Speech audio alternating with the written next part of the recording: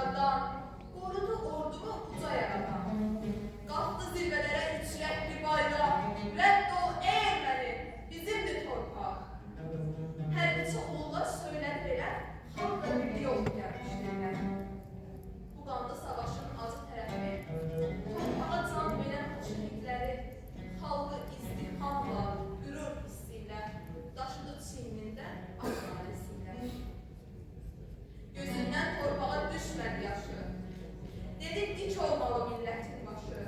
Qoy düşmən baxaraq heç sevinməsin, söndürdü ocağın deyib gülməsin. Şəhid anaları qalxdı ayağa, sarıldı üç rəhli o al bayrağa. Vətən torpağına öpdü, qoxladı, çəkdiyi əzabı gizli saxladı.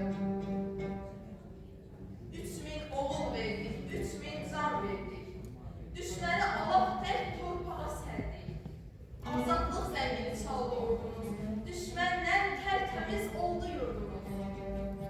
Şəhidlər səmadan baxdı sevindi, vətən torpağında diri göründü. Dində Quranda da yazılıb belə şəhidlər ölməzdir, diridir deyə.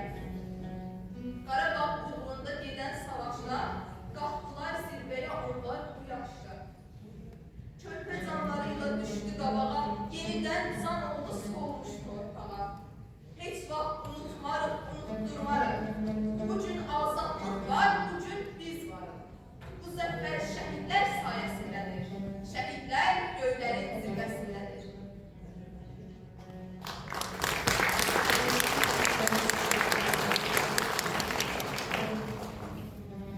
Qışın soyuğunda yorulan zaman, gözləri baharı gəzməkdən. Elə ki, mart gəldi, sevinir insan, bahar nəfəsində duyursan. Günəş tellərini qarayır hər gün, sanki gözəlləşir səninlə ömrün.